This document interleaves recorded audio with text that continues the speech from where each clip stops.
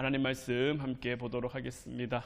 오늘 우리가 함께 볼 하나님 말씀은 요나서 2장 1절부터 6절까지 말씀입니다.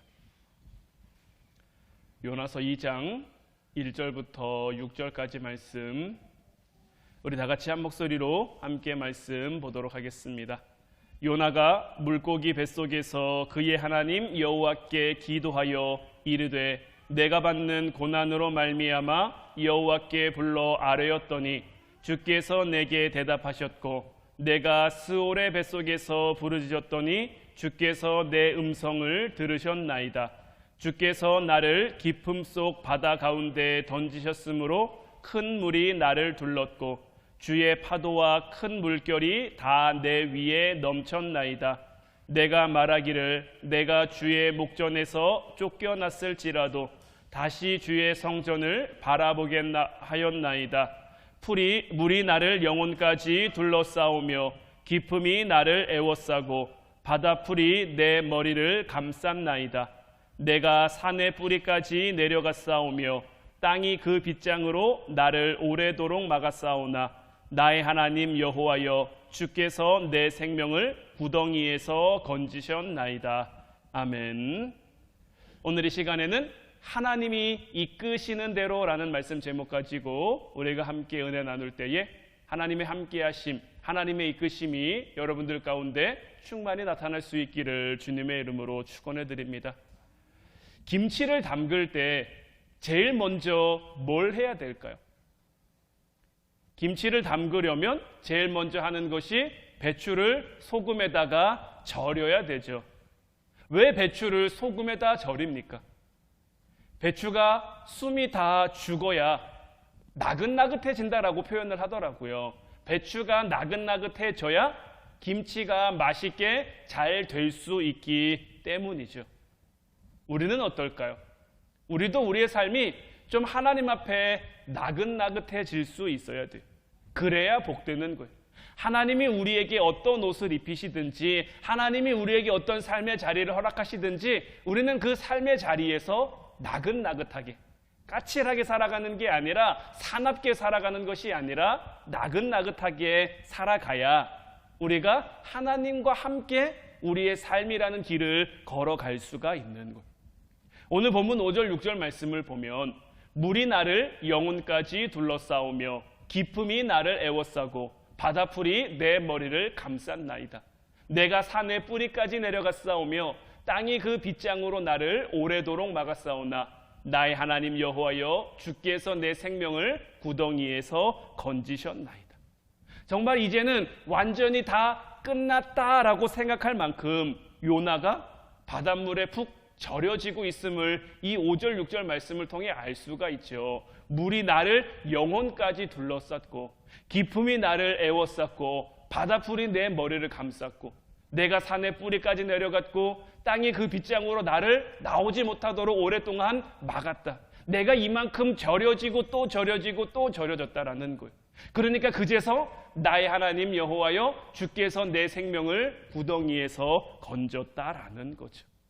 정말 모든 것이 다 끝났다라고 생각했을 때 끝까지 기도하지 않고 끝까지 하나님의 이름을 부르지 않고 끝까지 고집부리던 요나가 1절 말씀에도 나와 있지만 요나가 물고기 뱃속에서 그의 하나님 여호와께 기도하기 시작했다라는 거죠. 여러분, 기도가 뭘까요? 기도는 내가 하나님 뜻대로 살겠다, 내가 하나님을 의지하며 살겠다라는 우리 고백입니다. 하나님 이거 해주세요, 하나님 저거 해주세요가 기도가 아닙니다. 하나님이 보는 것을 내가 볼 수 있게, 하나님의 뜻을 내가 알 수 있게, 하나님의 마음을 내가 헤아릴 수 있게, 하나님 나라를 내가 이 땅 가운데 누리며 살아갈 수 있게 내 믿음이 하나님 수준까지는 올라갈 수 없지만 같은 곳을 바라볼 수 있도록 그렇게 원하고 구하는 것이 바로 기도인 거예요. 요나가 끝까지 기도하지 않았죠. 요나가 왜 기도하지 않았습니까? 하나님이 바라보는 것을 바라보지 못했기 때문이죠. 하나님은 니느웨라는 나라를 통해서 또 다른 은혜, 또 다른 축복을 요나와 이스라엘에게 주기를 원하셨는데 그들을 향한 하나님의 뜻과 계획이 있으셨는데 요나는 하나님이 보시는 것을 보고 싶지 않은 거죠. 니느웨라는 그 단어 자체가 요나에게 경기를 일으키게 한 거예요. 왜냐하면 니느웨는 이스라엘과 별로 좋지 않은 도시니까요. 그래서 하나님 말씀이지만 하나님의 뜻이지만 따르지 않고 순종하지 않고 정반대로 도망가려고 했는데 하나님이 그를 막다른 길로 그래서 요나가 바닷물 속까지 던져지게 됐고 결국 요나가 하나님 앞에 기도하도록 바뀌었단 말이에요. 여러 가지 경험들이 있었죠. 여러 가지 사건들이 있었죠. 정말 요나가 바닷물에 푹 절여졌다고 할 만큼 그런 여러 가지 경험들이 있었는데 자 여러분 요나가 이때까지 겪은 이 경험들 요나에게 나쁜 경험일까요? 아니면 좋은 경험일까요? 여러분들 어떻게 생각하십니까? 지금 하나님이 요나에게 좀 너무하신다? 이런 생각이 드십니까? 아니죠. 왜냐하면 끝내 요나가 하나님의 이름을 불렀잖아요. 하나님을 찾았잖아요. 저는 35살에 목사 안수를 받았습니다. 다른 제 동기들에 비하면 정말 빠른 친구들보다는 제가 한 3년 정도 늦었고요. 그냥 보통인 친구들보다는 제가 2년 정도 늦었어요. 그 2년이라는 시간이 저도 요나처럼 좀 절여지는 그런 시간인 것 같아요. 어떤 의미로 보면 참 하나님 없이도 살 수 있을 것 같았고 하나님 없이도 괜찮을 것 같았고 근데 저는 늘 여러분들에게 고백드리지만 하나님 참 저에게 이상한 믿음을 주셨는데 그 믿음이 천국과 지옥에 대한 믿음이에요. 다른 하나님이 살아계시고 하나님이 역사하시고 이런 거 잘 안 믿어졌는데 천국과 지옥이 있다라는 그 사실은 정말 너무 확실하게 느껴지는 거죠. 그러면서 저는 지옥을 너무 가고 싶지 않았어요. 생각만 해도 무섭고 생각만 해도 두렵고 돈 아무리 잘 쓰면 뭐합니까? 좋은 거 아무리 많이 먹고 좋은 거 아무리 입고 좋은 차 타고 이렇게 살면 뭐합니까? 제 마음에 평안이 없는 거예요. 그 2년이라는 시간 동안 제가 정말 교회 밖을 나가서 그냥 나름대로 혼자 잘 살아보겠다고 돈도 잘 벌고 좋은 사람들도 만나고 했는데 이 지옥이라는 것이 주는 그 막연한 두려움을 제가 떨쳐낼 수가 없는 거죠. 하루하루 살아갈수록 제가 지옥에 조금씩 더 가까워지고 있다는 생각이 드니까 정말 이렇게는 못 살겠더라고요. 저는 어디서든지 잘 자기 때문에 잠 못 자는 걸로 고생해 본 적이 없거든요. 못 먹는 걸로 고생해 본 적이 없거든요. 내 마음에 이 지옥이라는 거 사실 명확하지 않잖아요. 내가 지금 당장 지옥을 가는 것도 아니고 근데 그것에 대한 막연한 두려움이 오니까요. 잘 뭐가 먹히지도 않고요. 밤에 잠도 잘 안 와요. 정말 내가 이대로 눈 감았다 눈 못 뜨고 내가 지금 이 모양 이 꼴로 살고 있어서 천국 못 가고 지옥 가면 어떡하지라는 그 생각이 너무 강하게 저에게 오는 거죠. 그래서 저는 제가 있던 그 자리에서 모든 것 다 털고 하나님 앞에 돌아온 거예요. 정말 탕자처럼 모든 것 다 잃고 돌아왔다고 봐도 무방한 거죠. 그리고 그때 하나님이 저에게 이사야서 41장 말씀을 주셔서 그럼에도 불구하고 내가 너를 쓰겠다. 그럼에도 불구하고 내가 너를 사용하겠다. 그렇게 저는 목사가 된 거고요. 이렇게 쓰임받을 수 있는 지금이 너무 감사해요. 또 제가 더 감사할 수 있는 감사할 수 있는 게 뭐냐면 성경을 보면 저보다 더 오래 걸린 사람들도 많더라고요. 저는 2년 걸렸는데 모세는 어떻습니까? 모세는 40년 걸렸어요. 왜 모세가 40년 걸렸을까요? 그만큼 내려놔야 될 게 많은 거죠. 바울은 얼마나 걸렸을까요? 바울은 처음 다메섹 도상에서 예수님 만나고 17년 걸렸어요. 17년. 성경을 보면 그가 부르심 받고 금방 이방인의 사도로 선교를 나간 것 같지만 하나님께서 그를 찾지도 않고 부르시지도 않고 17년을 그냥 내버려 두셨단 말이에요. 여러분 때로는 나에게 뭔가 없는 게 복이에요. 때로는 못 갖춘 게 복이에요. 그것이 나를 채우고 있으면요. 하나님은 그것을 다 내려놓기까지 나를 정말 소금물에 푹 담그시고 절이시는 거죠. 하나님이 인식되기 시작하고 하나님 앞에 고개 숙이기 시작하고 하나님 앞에 무릎을 꿇기까지 40세의 모세를 하나님이 그냥 사용하셨다면 어땠을까요? 내가 애굽의 왕자였는데, 내가 이만큼 똑똑한데, 내가 이만큼 강한데, 내가 이만큼 능력 있는데라는 그런 생각들이 문득 하나님의 말씀보다 앞섰을 수도 있고요, 하나님의 생각보다 앞섰을 수도 있는 것. 그러면 그 많은 200만 이스라엘을 이끌고 약속의 땅 가나안 땅에 갈 수가 없는 거죠. 그래서 그것을 감당할 수 있을 때까지 하나님은 그를 그냥 소금물에 푹 던져두시는 거, 광야에 그냥 던져두시는 거. 사도 바울은 어떻습니까? 사도 바울도 자신에 대해서 고백하죠. 나는 유대인 중에 유대인이고 바리새인 중에 바리새인이고 율법은 아무런 흠도 없고 베냐민 집하고 가말리엘 문화에서 배웠고, 이런 게 얼마나 사도 바울의 프라이드였을까요? 얼마나 사도 바울의 자부심이었을까요? 이런 프라이드와 자부심으로 똘똘 뭉친 17년이 지나고 하나님 앞에 쓰임받는 그 과정 속에서도 사도 바울을 견딘 사람이 몇 안 되거든요. 부딪혀서 이 사람과 함께했다 떠나고 저 사람과 함께했다 떠나고, 물론 이것이 사도 바울의 잘못이다라고 이야기할 수는 없습니다만은, 그래도 그 과정을 거쳤는데도 불구하고 하나님 앞에 여전히 살아있는, 그래서 사도 바울이 늘 고백하는 게 그거예요. 나는 죄인 중에 괴수고 날마다 내가 죽어야 된다라고. 그래야만 하나님 말씀대로 하나님 뜻대로 온전히 순종하고 온전히 살아갈 수 있으니까요.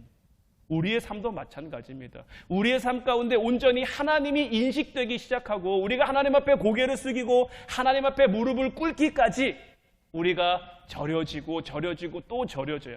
우리의 숨이 죽어 우리가 나긋나긋해져야 비로소 하나님의 이름을 제대로 부르고 하나님을 제대로 마주하고 설 수가 있는 것. 요나는 그 순간이 언제입니까? 바닷속에 던져졌을 때. 비로소 그때가 돼서야 하나님을 마주하고 하나님의 말씀을 떠올리며 하나님 앞에 기도하기 시작한 거죠. 오늘 본문 2절 말씀 보면 이르되 내가 받는 고난으로 말미암아 여호와께 불러 아뢰었더니 주께서 내게 대답하셨고 내가 스올의 뱃속에서 부르짖었더니 주께서 내 음성을 들으셨나이다.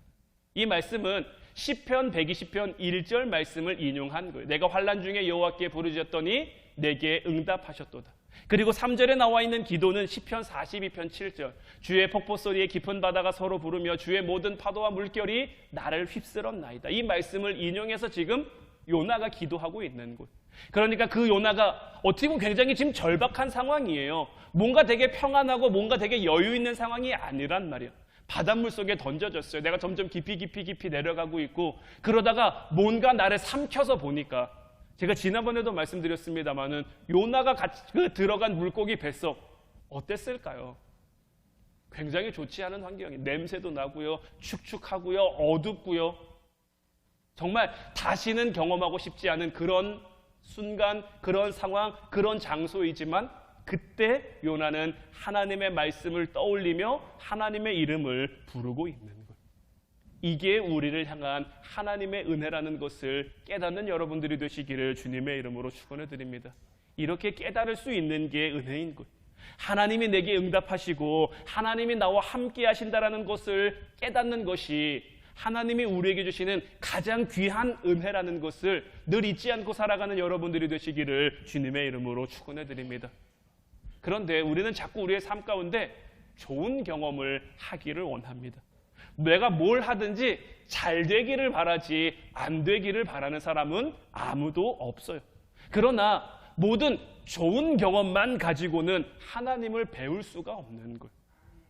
제가 한 선교사님의 이런 고백을 들은 적이 있는데, 그 선교사님이 좀 이렇게 선교지에서 지내다 보니까 자기 자녀들이 참 좀 치근한 거죠. 친구도 제대로 없고 제대로 배울 수 있는 환경도 안 되고 뭐 제대로 놀 수 있는 놀잇감들도 없고, 그래서 참 딱하다, 안타깝다, 이런 마음이 들었다라는 거예요.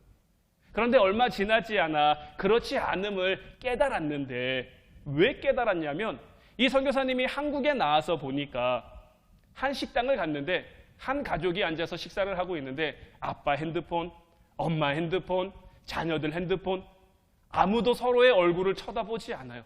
같은 자리에 앉아서 같이 식사하고 있는데 아무도 서로에 대해서 관심이 없는 거죠. 저렇게 사는 게 행복일까라는 생각이 퍼뜩 들더라는 거예요. 요즘 우리 아이들 뭐 스마트폰이나 컴퓨터나 게임이나 인터넷이나 이런 것들이 사실 좀 문제죠. 우리가 이런 것들을, 어른들도 마찬가지예요. 우리가 이런 것들을 누리며 살아가고 있지만 우리가 이것을 잘 누리기 때문에 괜찮아 이렇게 생각해서는 안 되는 거예요. 이 선교사님은 우리 아이들이 스마트폰 없이 산다고, 장난감이 없어서 나무젓가락으로 장난감 만들며 산다고 좀 딱하다, 좀 불쌍하다, 안 됐다라고 생각했는데 이런 생각들이 드니까, 하나님이 이런 감동을 주시니까 내 자녀들이 불쌍한 것만은 아니구나, 내 자녀들이 그래도 복된 자녀구나. 한국에서 살면 또 한국에서 사는 나름대로의 좋은 점이 있었을 수 있지만 내가 선교지에서 내 자녀들을 데리고 살아감에도 하나님이 우리와 함께 하시면 얼마든지 복되고 얼마든지 감사할 수 있구나라는 것을 깨달은 거죠. 그런데 세상은요, 자꾸 우리에게 결핍에 대한 얘기를 합니다. 이게 없으면 안 될 것 같고, 저게 없으면 안 될 것 같고, 영어 못하면 안 될 것 같고, 스펙 없으면 안 될 것 같고, 이런 게 부족해서, 이런 게 모자라서 우리의 삶이 실패하고, 우리의 삶이 힘들고, 우리의 삶이 잘 안 되고, 그래서 할 수만 있는 대로 너는 스펙을 쌓아야 된다, 이런 조건도 갖춰야 되고 저런 조건도 갖춰야 되고, 그래야만 행복할 수 있어. 돈도 많아야 되고 건강도 해야 되고 취미활동도 잘해야 되고 여러 가지도 해야 되고, 우리의 삶을 자꾸 뭔가 부족한 걸로 꽉꽉꽉꽉 채워가야만 우리의 삶이 행복한 것처럼 여기도록 만들어가는 거예요. 그런데 여러분, 이렇게 산다고 정말 행복할까요? 이런 것들로 우리의 삶을 가득 채운다고 우리의 삶이 행복해질 수 있을까요? 우리의 삶엔, 우리 인간에게는 하나님의 형상을 잃어버린 자리가 있습니다. 그 잃어버린 하나님의 형상은 하나님의 은혜로만 채울 수 있는 거예요. 세상적인 어떤 걸로도 그 자리를 대신할 수 없고 그 자리를 채울 수 없는 거예요. 뭔가 허전하니까 자꾸 채우려고 하죠. 뭔가 부족하니까 뭔가 그 아쉬운 것들을 자꾸 만들려고 하지만 우리의 힘으로 만들면 만들수록 욕심만 커지는 거예요. 욕심에는 끝이 없는 거예요. 전 세계에서 지금 가장 부자가 빌 게이츠라고 얘기를 하죠. 빌 게이츠가 1초에 몇 억씩 돈이 불어난대요. 갖고 있는 기본 자산이 원체 많으니까 1초에 몇 억씩 재산이 늘어난대요. 그 정도 가지면 부족할 게 없을 것 같잖아요. 그런데 빌 게이츠는 한 인터뷰에 나와서 이렇게 얘기하더라고요. 나는 여전히 가난하고 나는 여전히 더 많은 것을 원하고, 그만큼 부자가 돼도 그 삶의 만족을 다 채울 수가 없는 거예요. 악동 뮤지션이라는 가수가 있죠. 아마 여러분들도 아실 텐데, 이 가수가 한 오디션 프로그램을 통해서 처음 이제 발굴됐죠. 이 악동 뮤지션이라는 그 가수, 그 남매가 어디에 살았었습니까? 몽골에 살았죠. 부모님이 몽골 선교사시거든요. 몽골에서 그들은 제대로 된 어떤 교육을 받은 적이 없어요. 제대로 된 어떤 음악 수업을 들은 적도 없어요. 그냥 그곳에서 그들이 어떻게 컸을까요? 그냥 오빠가 기타를 잘 치니까 기타에 맞춰서 노래하면서 그렇게 자랐을 거예요. 그렇게 컸을 거예요. 그런데 그랬던 그들이 만들어 온 곡들이 우리나라를 깜짝 놀라게 했죠. 정규 수업을 들은 그들보다 훨씬 뛰어난 음악성과 뛰어난 감각으로 지금도 인기 있고 지금도 사랑받는 그런 가수가 돼 있잖아요. 그 아이들이 이렇게까지 될 수 있을 줄 누가 알았겠습니까? 우리는 우리의 자녀를 키움에도 우리 자녀가 좀 다르게 크기를 원합니다. 특히 우리 신앙인들은 우리 자녀가 믿음 안에서, 신앙 안에서 성장하고 자라기를 바라는데, 그렇게 자라고 그렇게 커가기를 바라기는 하는데 그렇게 키우기 위해서는 좀 덜 애쓰는 거죠. 다른 아이들처럼 자라도록, 다른 아이들처럼 크도록 지원을 아끼지 않고 후원을 아끼지 않고 여러 가지를 다 하려고 하지만, 이 아이가 믿음의 자녀로, 신앙의 자녀로 자라기 위해서는 더 많은 노력을 기울이지가 않는 거죠. 믿음으로 키울 생각을 잘 못하는 거죠. 내가 이런 것들이 부족했으니 우리 자녀들은 이런 것들이 채워줬으면 좋겠고, 내가 이런 것들이 좀 아쉬웠으니 우리 자녀들에게는 이런 아쉬움이 없었으면 좋겠고, 이런 것들로 이것도 해주고 싶고 저것도 해주고 싶은 것이 우리 부모의 마음인데, 우리의 삶이 늘 하나님 앞에 있다고 고백하는 것처럼 우리는 우리 자녀의 삶 역시 하나님 앞에 있음을 인정하고 고백할 수 있어야 하는 거예요. 우리는 우리 하나님께서 우리가 경험한 모든 것들을 통해 합력하여 선을 이루어 주시는 분이라는 것을 믿고 확신해야 하는 거예요. 제 지난 날들의 삶들이 하나도 버릴 게 없는 거예요. 제가 그 2년 세상에 나가서 방황하지 않았으면 제가 조금 더 좋은 목사가 됐을까요? 제가 조금 더 설교 잘하고 믿음 좋고 이런 목사가 됐을까요? 저는 아니라고 생각합니다. 그런 시간들이 있었으니까, 그런 경험들이 있었으니까 하나님이 나를 인도해 주셨고 이끌어 주셨고, 그런 것들이 제 어떤 밑거름과 자양분이 되어 그래도 이만큼 성장할 수 있었던 거예요. 그런데 이런 것들이 안 되고 저런 것들이 안 되고 이런 것들이 부족하고 저런 것들이 부족하고 후회와 아쉬움 속에 우리가 살면 원망하다 물에 빠지고 불평하다 물에 빠지는 그 인생에 밖에 머물 수 없는 거예요. 여러분들은 어떤 인생을 살아가기를 원하십니까? 여러분들의 자녀가 어떤 인생을 살기를 원하십니까? 하나님께서 우리에게 인생을 경험하게 하실 때가 있죠. 때로는 이해할 수 없는 아픔을 겪게 하실 때가 있고, 우리를 슬프게 하실 때도 있고, 우리가 좀 하나님 앞에 놓여올 때도 분명히 있어요. 하지만 우리는 그럴 때 우리의 인생 가운데 그것을 있게 하신 분이 하나님이시라는 것을 인정하고 하나님을 믿고 넘어가야 하는 것. 내게 그런 일이 주어져도, 내 가정에 그런 일이 주어져도, 내 자녀들에게 그런 일들이 주어져도, 우리 교회에 그런 일들이 주어져도 하나님의 선하심과 하나님의 의로우심을 우리는 의심하지 말아야 하는 것. 우리가 경험하게 된 그 인생의 상황 때문에 하나님 앞에 나아갈 수 있고, 하나님 앞에서 기도할 수 있고, 하나님의 말씀을 붙들 수 있는 그 기회로 삼아야 하는 것. 우리 하나님께서는 그냥 그런 삶으로 이끌어 가시는 것이 아니죠. 오늘 요나를 보면 어떻습니까? 요나의 이 물고기 뱃속에 들어가는 과정, 우리가 지금까지 요나서 1장을 통해 살펴봤지만 이 일을 자초한 것이 누굽니까? 요나 스스로예요. 우리가 주일마다 이사야서 말씀을 보고 있죠. 이스라엘이 망하게 됐어요. 왜 망하게 됐습니까? 하나님이 그들을 망할 길로 인도하셨습니까?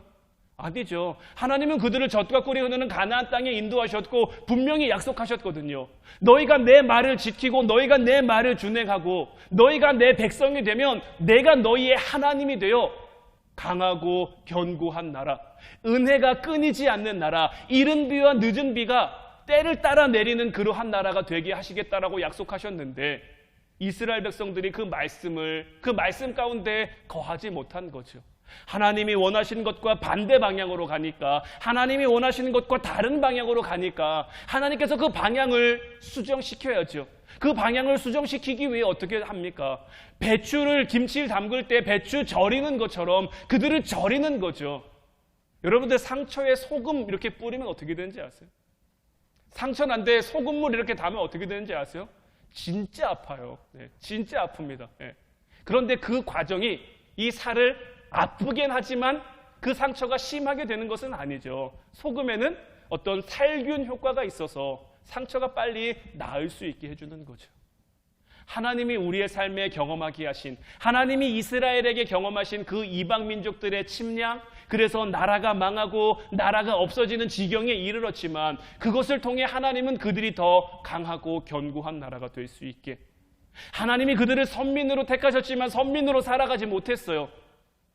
그렇지만 다시 그들이 선민으로 살아갈 수 있도록 하나님께서는 새로운 기회의 길로, 기회의 문으로 그들을 인도하시는 것. 막연히 그들을 데려다만 놓는다고 끝나는 게 아니니까요. 우리의 삶 가운데도 마찬가지입니다. 우리가 원하는 거, 우리가 바라는 거 우리 하나님 들어주실 수 있죠. 얼마든지 해주실 수 있어요.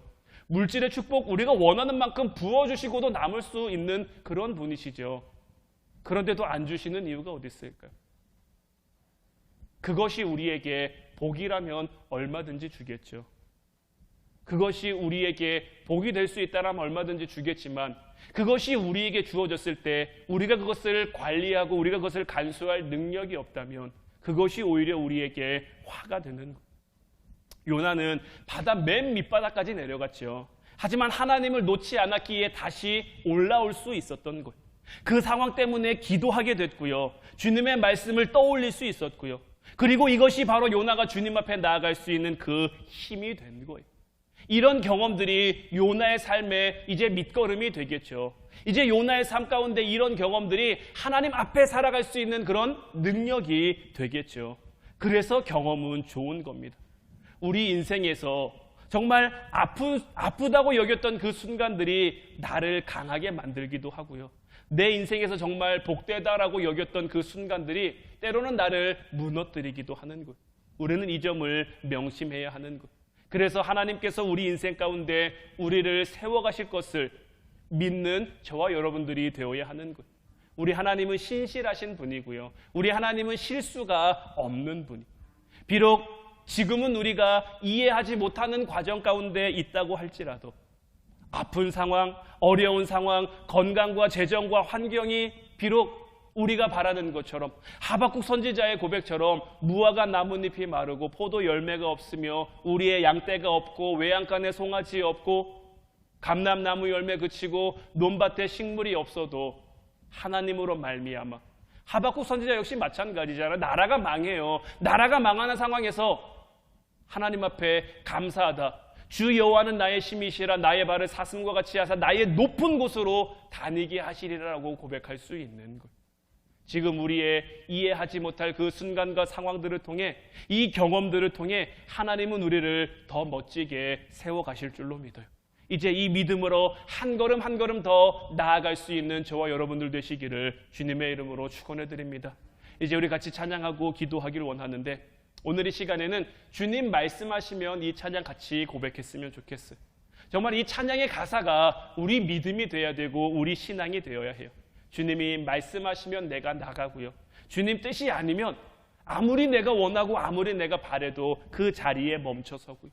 우리의 가고 서는 것이 오직 주님의 뜻에 있으니 주님만 나를 이끌어 뜻하신 그곳에 우리가 있으며 이끄시는 대로 순종하며 살아갈 때 우리의 삶에 하나님 은혜가 채워지고 하나님 사랑과 축복이 채워져 감사가 넘치고 평안이 넘치게 하실 줄로 믿어요. 우리 같이 찬양으로 고백하고 기도하도록 하겠습니다.